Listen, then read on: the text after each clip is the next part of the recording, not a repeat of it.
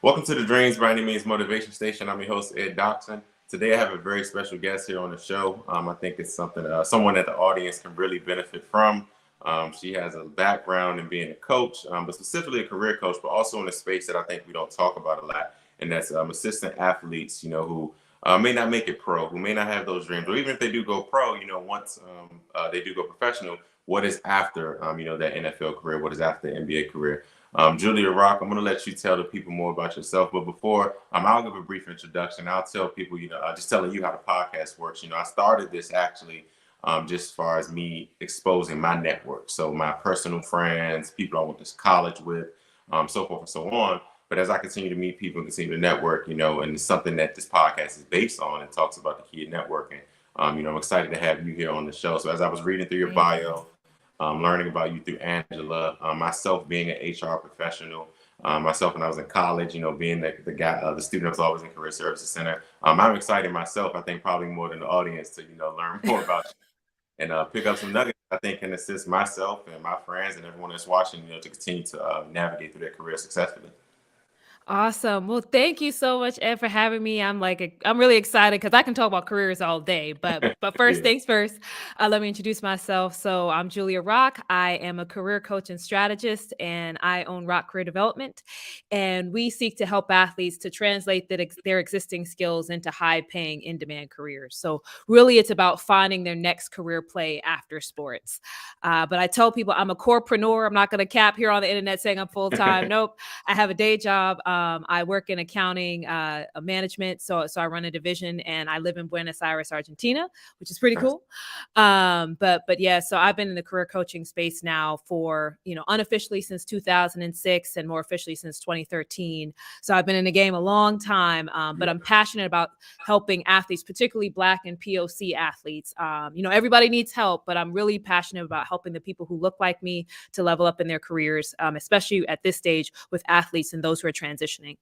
Yeah, absolutely. So, before we jump into all of the great nitty gritty stuff, let's just start from the beginning. Where are you from? Where did you grow up at? So, interestingly enough, I grew up in Brooklyn, New York. So I'm originally from Brownsville. So if no one knows where Brownsville is, just listen to any Jay-Z or Biggie song. Right, like it's right, a, right. and so I grew up there, but my family's originally from the island of Barbados. So Oh, I'm no. Bayesian by heritage. So I Okay. grew up in Brooklyn, and then once I graduated from high school, I kind of bounced around the Northeast, lived in Delaware, I went to college in Philly. So go Temple, any Temple Owls out there. And then I went to grad school in Alabama and then moved to Texas. So bounced around the U.S. a lot, but I'm originally from Brooklyn. It'll always have my heart. And then, like I said, my family's from Barbados. Okay, nice, nice. So Brooklyn. So you say you went to Temple. What did you study at Temple? So at Temple, I studied finance and international business. I was a double major. Oh, So yeah, so I'm all that's why I'm still in accounting now. So I have a love of numbers. I yeah. got it from my dad. He was a financial advisor for a long time, and it kind of rubbed off on me. Okay. Okay. Yeah, and we always talk a lot about on the podcast, the importance of transition, location, and those type of things. So when you went to Temple, was that your first time leaving Brooklyn? So in terms of like moving away in my later years, yes. So I spent some time in Barbados as a kid. Okay. But in terms of like truly stepping out on my own, going to college was my first go round of that. So for any college kid who actually goes and lives away from home, it's a it's a Yeah. transitional experience to say the least. And I didn't live on campus. I didn't have the benefit of the dorm. I had my own Um, apartment. So I was an adult ASAP, right? So okay. paying rent, all that kind of stuff that I was living the adult life real fast. And you were in North Philly? North Philly, Yeah. Fern Rock, all the way up there in the hood. My first Yeah. apartment got robbed, like real life. Yeah, no. Shout out to Philly 'cause I went to school in Delaware State, so I got a tons of friends. Hey, okay. Yeah. I used to work at Chase in Wilmington, Delaware. Oh So yeah. all the Dell State grads were working alongside me, either UD or Dell State. Yeah, Wilmington. Okay, so you had Wilmington and Philly. You had quite an experience for those two cities. For real in real life, man. But no, that's so, after Temple, what was your first job after right out of college?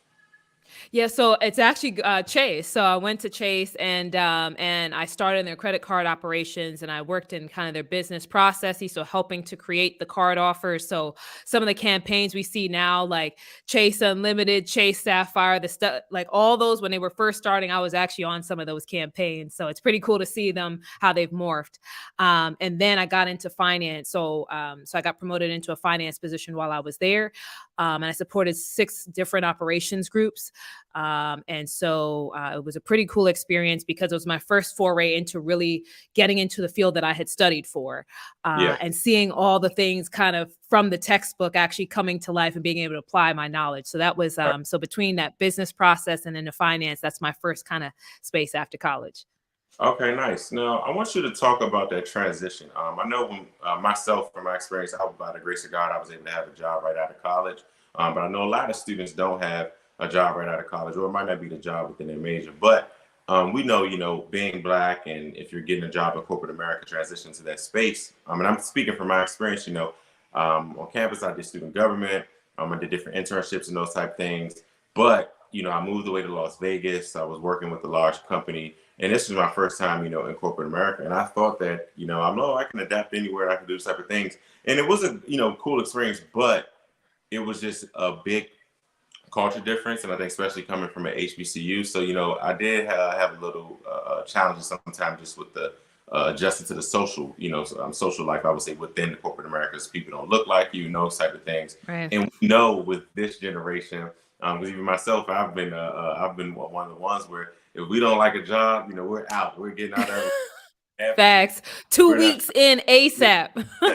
We'll go to another one and go to another one. But instead of giving up quick, like I said, I'm speaking from, I have mentees that are currently in the workforce and those type of things. What's some advice you could offer to going from college into the corporate America, or just the workforce in general, and not losing yourself, but also keep your identity? Yeah, so I think a couple of things there. One thing is when you're in college, that's a space of learning, right? You're alongside people who are on the same race and so forth, and we're all just trying to graduate. But when you get into the corporate space, you have to understand that you're now with people who are at different levels, people who are at different levels of experience and so forth. And so you have to shift into a certain element. And it does, and people think that, okay, if I become a professional, if I dress a certain way, I'm losing my identity.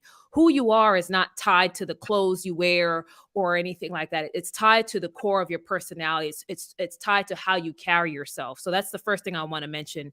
Just because you have to change what you wear, you have to change the time you get up and the kind of, conversations you have, that doesn't change who you are at the core. I think there's a lot of Yeah. conversation about being authentic, and it's like authenticity comes from within, right? So that's the one thing we have to think about. But then when it comes to making that transition, it's thinking about, what am I now here to accomplish? What is the purpose of me being here?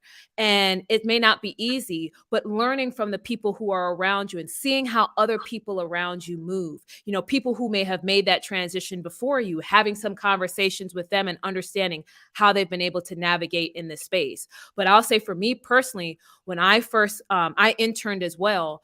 And when I first did my internship, I saw how people managed and carried themselves. I'm like, okay, Right. so this is what it's like to be in this environment. So it's being able to soak that up, and then apply it. It's not going to be easy, but it's Yeah. about learning about who's around you. Yeah. And that leads to my next question is, how Yeah. do you go about mentorship, in those workplaces? I know sometimes I've had opportunities where I joined the program and they may assign you a mentor, but for someone that's just a new hire, they're in there to do their accounting work, their marketing work, whatever the case is. It's something, because I know we've had this conversation on the podcast before. Some people want a mentor, but they may feel like, oh, I don't want to feel like I'm asking someone for something, or they just don't know how to ask. So give some advice on how to navigate to kind of, find a mentor and a sponsor within your organization when you're new to the workforce. Yeah, and mentorship and sponsorship is something that's near and dear to my heart. So I'm glad that you asked that question. When it comes to finding a mentor, it's not just about, okay, what can I ask this person to do for me, right? It's about, okay, I'm now in a new space. Who do I want to talk to learn more about their career? If I see a position in my company that I aspire to, who's in that job right now? or who's that person's boss, right? And what I've done in some cases is I've just set up a lunch to say, hey, I'm new to the organization. I Right. would love to learn more about your role. And sometimes, people are just like, sure, let's have lunch, let's have coffee. And many times people will just offer their time with you, because they'll say, hey, if you have more questions, set up time with me. And what I've said is, hey, would you mind if we set up things on a recurring basis, maybe a quarterly basis? And some folks are like, yeah, absolutely, block my calendar. So that's before you even get to the, can I tell you about my situation, right? It's like, let's just set up that time. So I think we have to think about mentorship without thinking about, well, what can this person do for me? It's like, how do I start to engage and build relationships? Because the mentorship will happen organically. Every Right. sponsor I've had has just come from a lunch, someone else connecting me, etc. So it's less about asking and more about, how do I start building organic relationships? Yeah, yeah, for sure. And I'm glad you said that, because I think sometimes people think, it's what can this person do for me, or what can I do for them? Or sometimes, people may be afraid. Myself, I've had internships where I got to meet the CEO. People ask, oh, how Hmm. did you meet with them? And it's like, I happen to run into them in the break room and just like, hey, can we set up a meeting? And you'll learn Yep. that a lot of these people, no matter their pay salary, no matter what position they have, people enjoy, talking about themselves. People enjoy giving back, lending those hands, and sometimes looking when everyone's in their seat. So that's great advice for sure. So I know you said you left school, you went to Chase. So after Chase, what was your next experience? Did you go right into your business, or? No, so I had started helping people kind of unofficially since 2006 when I was in college. So I'm dating myself a little bit, but when I was in college, in 2006, so I was informally helping people without getting paid. And so Okay. then after Chase, I went back to grad school. So I went to the University of Alabama in Huntsville. UAH fans, anyone out there? But I went to UAH, and so I got my MBA with an accounting concentration. And then after that, I went and I got into kind of the second chapter of my career, which is where I'm at now. And it's when I started the second chapter in the oil and gas business. That's when I really kind of started my business officially in Okay. 2013. Okay. Nice. Now, with the business, which we're going to get into, question: are you a former athlete? No, I have no athletic ability Right. Okay. whatsoever. So that God was my was just like, Yeah. nope. What is so about you being a career coach, but specifically for athletes and post their sports career? What motivated you, or what sparked an interest to say, I want to focus on this specific population? Yeah, so prior to working with athletes, I was coaching corporate professionals for a long time. So it's Mhm. people who were, seeking to just get, jobs in marketing, finance, whatever. And I did that for a long time, but I got into that because I wanted to help an underserved population of Black and POC For sure. professionals. But, fast forward to say 2021, at that point, the market has so many coaches that are out there that help Black professionals, which I'm so excited to see because it wasn't the case in 2013. But in 2021, a client of mine, her brother was coming back from overseas, playing overseas. And she said, hey, can you help my brother find a job? And I'm like, I've never coached an athlete before, but we're gonna roll with it, right? And Yeah. so he and I worked together. He was able to find a job, and I was so excited for him. But then I had the thing, I was just like, wait, the light bulb went off. It's like, well, he's not the only one who would need this service, Uh-huh. because athletes are not focused on, post sports careers. It's about, let me go and play and be the best I can be.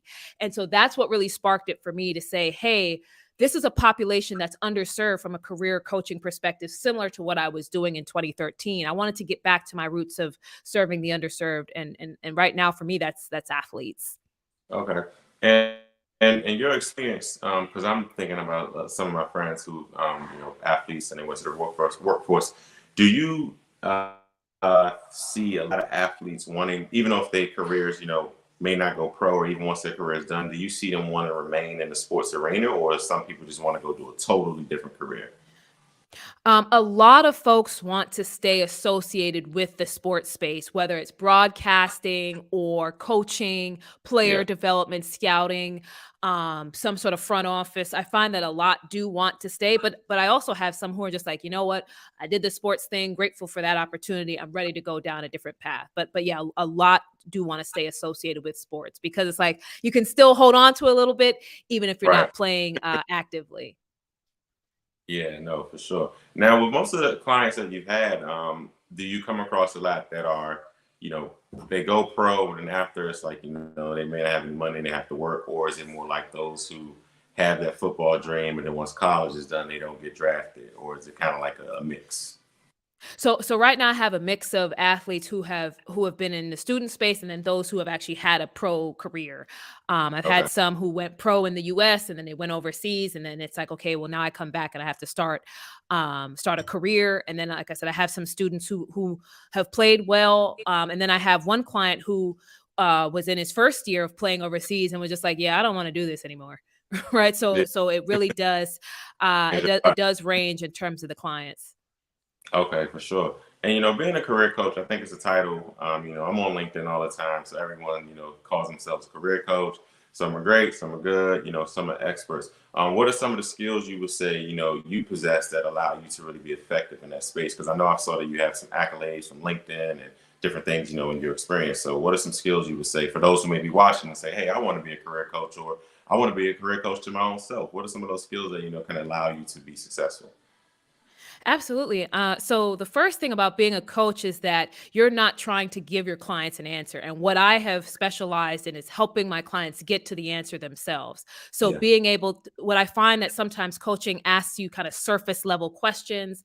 They give you a lot of assessments and things that you can use as a crutch to say, this is why I'm doing that or this. But what I have found is my specialty is being able to ask the right questions for my clients to uncover the direction that they need to go in, because we can't build an action plan until we find the foundation and the clarity. And I find that's the difference with me and other coaches, is that we a lot of them focus on what do we want you to do now, whether it's get a new job, get a resume, or get a LinkedIn. But I think about, well, like what do we make doing all of that for? What career do you want? Who do you want to be? What do you want to be known for? Doing that clarity work.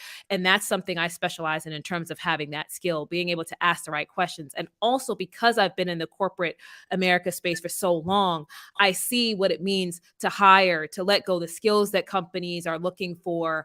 And I'm not an HR person, right? So I'm a person that has sat in a business role and I know what companies and employers are looking for. HR and what somebody in a functional role are looking for are two different things. And so I'm able to bring that conversation along with the other skills. So it's being able to find that clarity, being able to help them see kind of tangibly, this is what an employer is looking for. So this is how you have to position your message, your brand, etc. yeah, for sure. And it's interesting, you think about doing this work with athletes who are used to having a coach. I had a question. Sometimes athletes can be very, very confident. They can think that they know it all. Do you kind of run into some issues where they're still in their sports mindset, that on the court, on the field mindset? Yeah, sometimes I feel like it's getting them over that hump, right? That it's like, okay, we're in a different space now, and that takes time. Some athletes have gone through therapy, others, it just depends on what stage they're in. But the conversations with me is about getting over that hump to say, this is what this means now. This is the kind of space that you're in. And for some of them, it's that mental transition of I'm no longer going to be the best, right? I'm starting from the Right. bottom because Yeah. even if you have a connection, you may still, if a connection opens a door for you, you still have to prove yourself Hmm. versus your sports career. So that's also the conversation that we have. And so that's part of the discussion about trying to get over that mental hump of this is now a new chapter for you. There's a lot from your old chapter that you can bring here, but you have to think about this as a reset and be okay with the fact that you're not going to be the best out there and continue to be coachable. Yeah, yeah, no, no, absolutely. That's good, and I think that's smart to say because that's the thing. You go from maybe being on top, the big top person on campus, and I have tons of friends with athletes. I had one of my friends when they tell me he was like, once we graduated, he was like, it was a transition for him because he was like, hey, I always got my homework done for me. I had to focus on the court. I would get girls to do my work. I would get friends to do my work. Those type of things. He was saying his first 2 years in the workforce is really, really hard because he had to humble himself and he had to really learn like, okay, now I got to put the work in a different way. Exactly, exactly. And that's what I've seen sometimes is around helping them to transition their mindset because Yeah. that feeling of loss of, I was it. right? And then now it's like you're not it. Like Right. you've got to prove Prove. yourself all over again. Yeah. And but I also talk through the fact that it's rewarding because it allows you to develop. It's humbling, but it also helps you to develop a different set of skills now, right? Like there's certain Yeah. skills you develop on the court that you're bringing, but this is now an opportunity for you to be hungry again, to soak up the knowledge, to go back to what it meant when you were hustling to practice and train. This is now the same thing, just applied in a different way. Yeah, yeah. Now, thinking about, just navigating through your career, the workforce, and you share a lot of experience. We had, COVID take place in 2020, and for myself and many others, I'm fully remote. And it was Okay. something that I used to kind of be like, I don't know if I want to do that, just because, missing out on the relationship building piece. Also, just depending on the type of learner you are. But now I'm fully remote. I love it. But one thing I would say I struggle with, and I know others sometimes struggle with this, still being able to navigate and network the same way you once did when you were in person. And for example, it's not like, oh, I'm remote and my office is still here. Like I'm remote here in Florida, but the headquarters of my office is in Louisville, Kentucky. So share some advice on how to, virtually navigate, through the career to kind of like make your career, enhance your career and get some of those opportunities and continue to move up that ladder. Absolutely. I find that I network really well virtually as Yeah. well. A lot of the podcasts and other opportunities that I've gotten for my business is just because of people I've connected with through social media. But in terms of networking virtually, LinkedIn is a platform I love, love, love so much. And so being able to create relationships through a platform like LinkedIn, it's not just about mass sending out invitations, right? It's about Yeah. who can you go to their profile and see what they're posting and start a conversation with them, based on something that they post. Slide in the DM after that and say, hey, I really liked your comment about so and Yep. start the conversation there. When you think about your actual workplace, though, think about, okay, so where do I want my career to go in this organization, and Hmm. who do I need to start building relationships with, and just stalking them on the directory and say, hey, do you have some time for a coffee chat? Or I know that you had this role before, and so I would love to learn about your background and how you were able to navigate different challenges. And then also, if there's any sort of virtual, what we did at our company, they were like virtual happy hours, virtual kind of Right. after office sessions and stuff. And I know that people hate that. I know some of my folks of color are like, man, ain't nobody trying to be in these after Soon office with your things. coffee and wine, yeah, it's like, Right. And it's like, listen, that's where decisions are made. Decisions are not always made in somebody's boardroom or meeting room. A lot of times decisions get made when you're in those spaces. A lot of the relationships I have at my company was because I was going to these events. So if they're yeah, having them virtually, make sure that you show up. If they're having team meetings, make sure that you're showing up. Um, any opportunity that they're having any sort of gathering virtually, you want to be there, because then you can also email someone after and say, hey, I love talking to you in such and such virtual session or meeting or off after office. Let's talk separately. So there's a lot of ways to keep and build some of those connections. right. And speaking of that networking piece, because I think just as Black people, and especially in these spaces, right? I got my master's in HR. I've been working in HR for like the last 6, 7 years, and we always hear this thing of bring your true self to work. Now, for us, we're always in the back of our mind like, I don't know if y'all ready for that yet. So when they say bring your true self to work, I think it's sometimes I'm speaking from my experience. I'm not gonna speak for anyone else. I think it's sometimes impossible to do that when the culture just isn't your true self, and it isn't your true self because you don't have people in there that look like you that can understand things. And I give an example, right? This is a funny story, but it's like this shows like how the culture differences is. So I was working in financial services when I first moved down here. This was at top of 2020, and Kobe Bryant, my favorite athlete of all time. Kobe died. I remember driving, getting the news, wake the next day, and cried like a baby. Like that was still to this day. That's my biggest inspiration ever. Like I watch his interviews. Try to be motivated, the Mamba mentality, all that. So I remember going to work the next day, and mind you, in my office, there's no one else in there that looks like me. Age difference, race difference, gender difference, whatever the case is. So I get to work the next day. Everyone's just going about their day so regular. And I'm just like, hey, like, Cole, you died. Like, you know what I mean? Like, I almost took Like, off what's work. happening? Like, I Yeah. almost took off work because of this. I'm like, Kobe died. Kobe died. And I'm just giving that example where that was one of the things, and I was like, but my chats and my friends, my college chats, my Instagram, everything was just going off and going off. And of course, it was our people, but it was one of those moments I was just like, man, like I couldn't even really talk about, this current event at work. So sometimes, even when it's coming in, hey, what did you do for the weekend? It's like, I don't know if I can share what I did because it doesn't relate to you or it's not part of your culture. So when they say bring your true self to work, I know this is something a lot of companies are pushing, but a lot of people, fall back from it because they may be in fear of like, hey, if I bring my true self to work, I may not get a promotion or I may come off this way or, it may pause my career. So, just pretty much, I know I said a mouthful, but just want to shed light on how can we bring our true selves to work, but at the same time, I say being comfortable, but also still being reserved because I think some stuff is for home, some stuff is for work. Yeah, and that's what I was going to lead with. I think that the true self to work and authenticity, I think in some conversations has gone super far left, right? Where it's like there's certain parts of you that are meant for home. Home Hmm. you and work you are not the exact same thing, right? We're not wearing Yeah. pajamas to the desk and that kind of thing, Right. right? So there's a home you, and that's okay. That doesn't mean that you're a different version of yourself. It's that you're reading the room. And I Yeah. think that that's part of what happens when it comes to corporate America is reading the room. If you're feeling to the point where you're stifled and it's like, gosh, I can't talk to anybody, there's nobody like me, that can make you uncomfortable. And then you have to think about, is that the right work environment for you? But you also have to understand that all cultures are not the same, right? When you're sitting with a bunch of Black people, a lot of us, we all get the same thing. But when you go into a melting pot of places, you can't expect that everything that associated with you that they care about, and they can't expect that the stuff that there's associated with them that you're going to care about. It's a melting pot.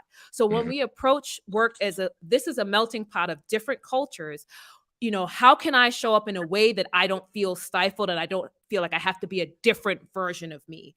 Right. There can be a professional that you're carrying yourself a certain way, but as long as you still feel like, hey, I can have conversations, I don't feel stifled or silenced or being mistreated, it's about what's my character and what can I bring to work in that sense. But like I said, I feel like there's a piece of you that needs to stay at home. And then we also need to consider our workplace is not just for us. There's an Right. entire company of people that work there. And so Hmm. while I don't want for Black people or people of color to be marginalized, it's also important that the culture that a company creates fits the entire company. So it's on us when we're in an organization to find that pocket of people that we can build those relationships with.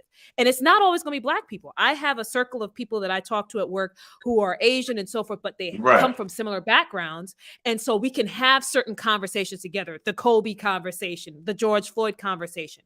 So it's on us to find find our clique, find our tribe, whatever we want to, whatever is trendy, but find our group of people within that culture that allow us to have a little bit more of an expressive space.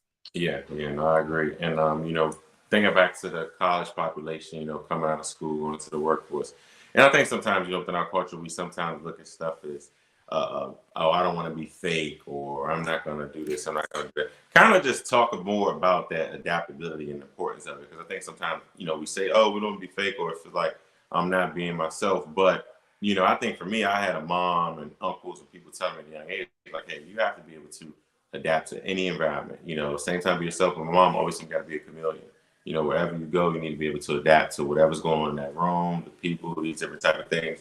So I guess more so what I'm saying is how can people prepare more for that? So, because if you're in college, like myself, went to HBCU.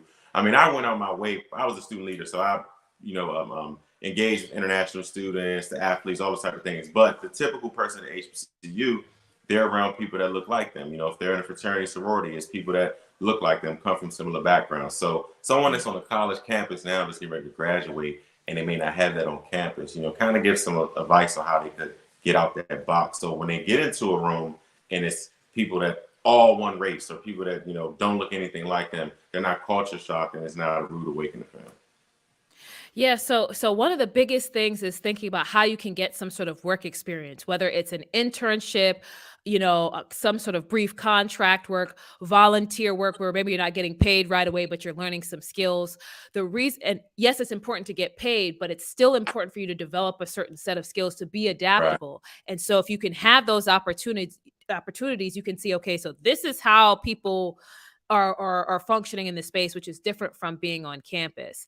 Yeah. And then also, if you're leveraging your career services center, they may have speakers that are coming in or speakers they Yeah. can connect you with at other organizations that can also help you to begin to understand. Listen, when you get out of college, it's a different world out there. I highly recommend for college students, college athletes, whatever, use your career services center. They have a wealth of resources, Right. and many times people who've graduated, they may donate different things to help fund certain programs for you to engage with people externally, bring in certain companies to speak and bring resources. So, so those are some of the key ways I would say. And then if you have professors that you can engage with as well, especially if you have a professor that you have a good relationship with and they may have come from a corporate background, they can also share with you, hey, listen, these are some of the things to expect. It's not going to be like, like it is here. Here are things to consider.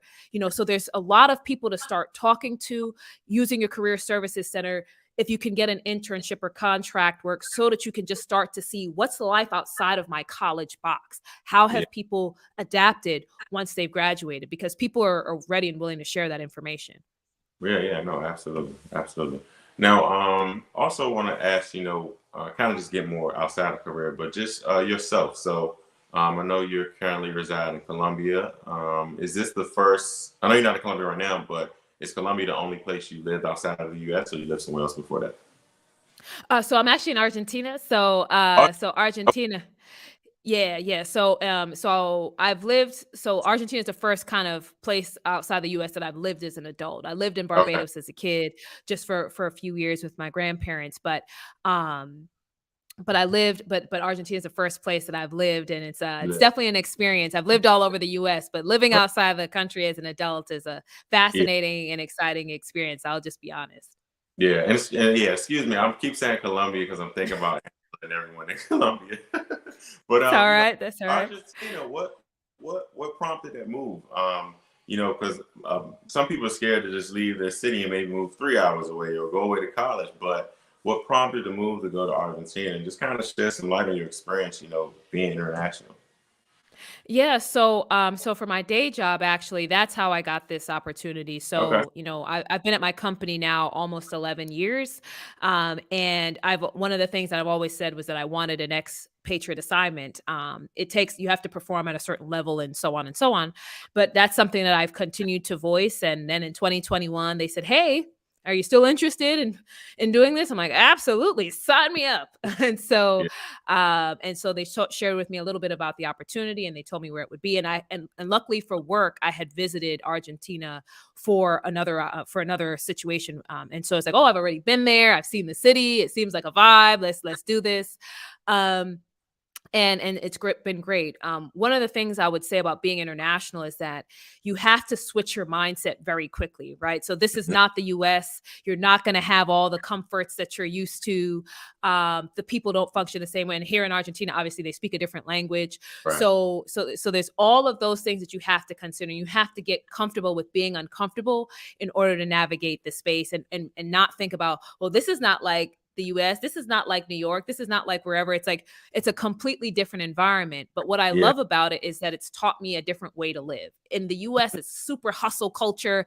Everybody's got an Right. LLC, right? And it's like, Right. or everybody's buying, duplexes. But the thing about it is in a place like Argentina, for example, people here are living. Right. They spend time with their families. They exercise. They eat with friends. They eat with their family. Like people are living and not Yeah. just working and trying to hustle. Right. And so that's just one of the beauties of seeing how other people live. It's a big part of just, like I said, of the international culture. Yeah. How's the black population over there? Is that a fairly significant amount of black people? Well, 'Cause I know Colombia. um, so in Argentina, it's not a large population of us. It's very, Okay. very few. I get stared at on the street on a very regular Right. basis. Some Right. of Right. it's just because people haven't seen a black person. Other is Yeah. racism. It's a mix of things, but there's Okay. very few black people here. Okay, got it. Now, would you say since living there, have you inspired some friends that may have thought about like, oh, I'm thinking of moving to Argentina? Have you gotten that feedback from any of your friends in your circle? So, not necessarily Argentina, but people who said, "I'm ready to, like, leave the US now," like, seeing that you can go and thrive and, like, Yeah. and survive just fine. They're like, "Man, I think I might do it." So I have a friend who's thinking about moving to Mexico, and then another, I think it's Brazil. And there's like, "Yeah, I'm packing it up. The US and the insurrections and stuff, I'm good. Yeah, yeah, yeah. Let me pack it in. Let me pack it in." Yeah, no, as far I thought about it. I had an interview yesterday with someone in Colombia, and they were giving their experience. And it's funny because that was actually how I got here in Florida. I was supposed to go to Mexico for an assignment, kept running into some visa issues, so I ended up staying here because the regional office was here. That was October 2019, and COVID happened. But you mentioned Mm. something I want you to kind of shed more light on too. That you said you had to be able to perform at a certain level, you said, to kind of get that experience. So for some of those that are watching that work for these global companies and they have footprints all over the world, what does that level look like that you're talking about that they need to perform at to kind of get that opportunity if they want to go international? Absolutely. So I'll be honest, there's a lot of conversation now about quiet quitting, and I'm just going to do this bit. And that's cool if you just want the job and you just want to Yeah. get the check. If you want to ascend, it requires you to do a little bit more than that. And so in terms of performing at a high level, it's about understanding what the need is or what the objective is and seeing how I can surpass that. Right. Mhm. So, how can I deliver higher value? How can I take on more leadership opportunities? How can I take on opportunities that other people may not want? Because prior to this, I moved to Baton Rouge, Okay. and people were not lining up for Baton Rouge assignments. But they came to me Yeah. to say, "Hey, Julie, you want to go to Baton Rouge?" In my head, I'm like, I don't know for real, but it's like, listen, I'm gonna take this move. And Yeah. part of when I followed up about this move to Argentina, they said part of it was because they saw my adaptability, my flexibility to say, hey, send me anywhere. I'm good to go. Or Ma- here's this assignment that nobody wants. I'm good to go. So that's when it comes to performing at a high level, you may have to stay a little bit longer. You may have to do some things or take on some roles that are not the sexiest thing. But again, seeking to provide a value above and beyond the base objective, that's what people recognize. And when these opportunities come, your name gets to the top of the list. Yeah. Yeah. Thank you for that. That's great advice. I think sometimes you like say people stuck in their bubble, people just clocking out at 5, 4:59. I'm not staying on. I'm not doing this. And like you said, Baton Rouge. Like it's funny because I first time visiting there was in November. And that's Really? Okay. yeah. And there's been some times even for my job, even just for like a work trip, I've had to travel to some places where I'm like, I do not want to go there, but I'm thinking about okay, be the team player, show that you're committed, and show that you're adaptable. And honestly, they end up turning out to be some of the best trips, that I've had because we travel a lot with my job. But sometimes they send me places I'm like, you be thinking, man, ain't no black people out there. I don't know about that, but you end up going to have. Listen, listen, I had to go to Oklahoma once, in Yeah, like middle of nowhere, Oklahoma for an assignment. And I was like, man, I might get stopped out here because yeah, I'm just like the racism. I was yeah, like, I don't know. So, but again, like you said, about being adaptable, being willing to travel, mhm, being willing to take on the things that may not seem or feel comfortable to us, yeah, ascending in corporate America and getting the kind of sexy opportunities beyond that first job of $100,000 that everybody keeps preaching about. Ascending in your career requires you to take on some discomfort and do things that don't feel right, or feel exciting 100% of the time. absolutely, yeah, absolutely.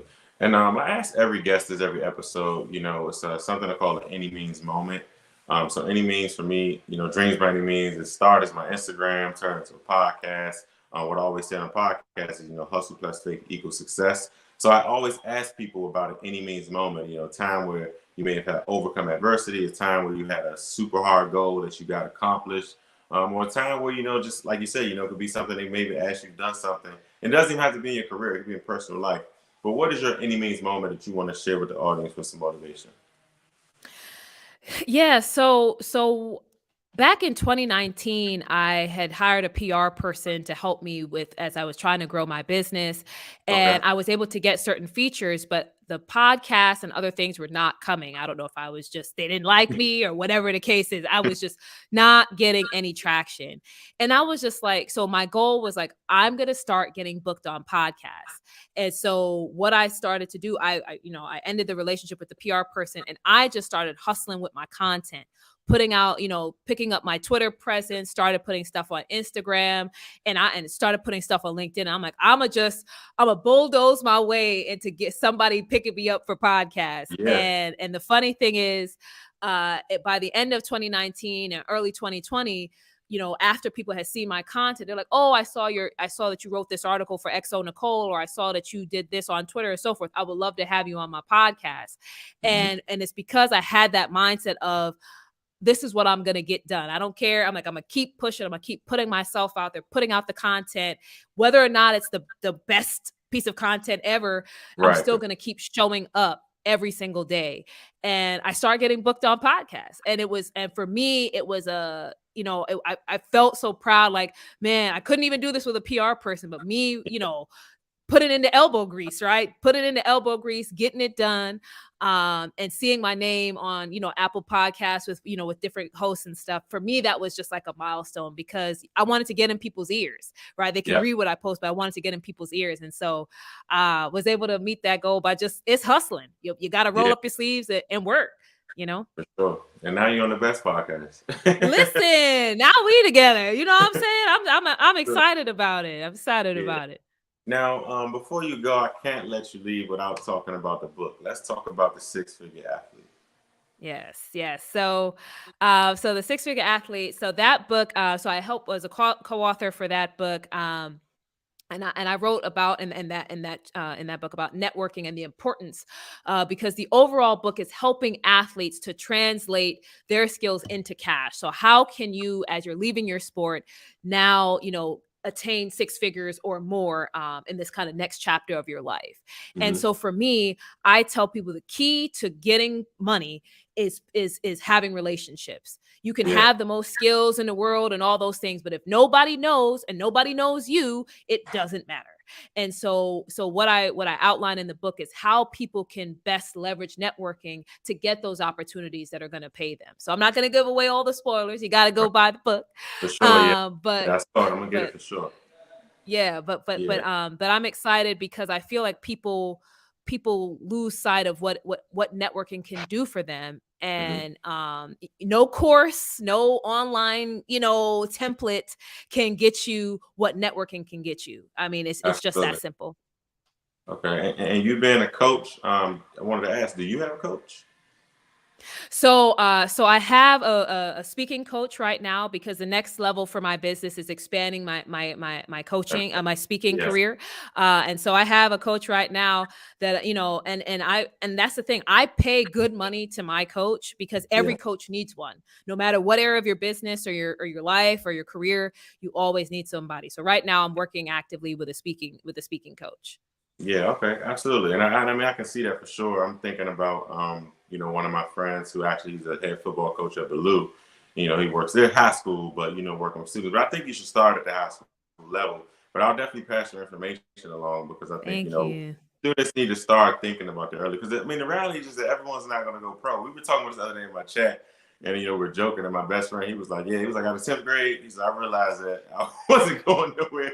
So he said, I stopped focusing on it. He said, I started thinking about school and doing applications and those type of things. But, that's good, though. So, that does all my questions. This is definitely very great. Like I tell every guest, you're welcome to come back on the show. Definitely would love to have you back. I'm in my head now just thinking about so many opportunities within my network where I think you can be used at. I think about some of my friends that work for the Department of Employment Services in DC. Like I said, some of my friends that are coaches. A lot of my friends work with workforce development, reentry. Come on and connect me, Ed. Come on and connect me with the people. Come on and connect me with the people. Prison, but this is great, because I think the thing with you, really relatable and straight to the point. You're not really giving a framework or design. It's just like, look, 1 + 1 = 2, and then at the end of the day, is that if you can't build those relationships, you're not gonna be successful at all. Exactly. Again, I think that's a piece that people look over. Everybody's selling snake oil online, right? Like, well, you can be get your $100,000 career, and it's like, but what happens after you get that job, that first one? Yeah. What happens? How do you maintain? And it starts with networking. And that's always been my biggest interest. With my HR career, I interned in different areas, from recruitment, compensation, talent management, and even though now I'm in talent acquisition, I really have a interest and a passion for talent management, because like, okay, you're in, but how do we keep you, develop you, move you up, so forth and so on. So I definitely agree. But thank Yeah, you so yeah, much. yeah. If you ever want to have a talk about talent acquisition or talent management, let me know. That's a whole other. That's a For whole sure. other No, we're podcast. discussing. I'm follow up for sure. I'm gonna bug you. I'm probably annoy you, but I'm gonna bug you. But let the people know where they can find you at, follow you on your socials, Facebook, Twitter, Instagram, and all that. Absolutely. So I'm pretty consistent online. If you want to follow me personally, I'm at the Julia Rock on Twitter, Facebook, and Instagram. And if you want to follow the business, it's at Rock Career on Twitter, Facebook, and Instagram. And if you want to visit the website, it's www.rockcareer.com. All right, perfect. Thank you so much, Julie. I really appreciate this today, and I will see you on here again really soon. Thank you so much for having me, Ed. Really appreciate the time. All right, take care.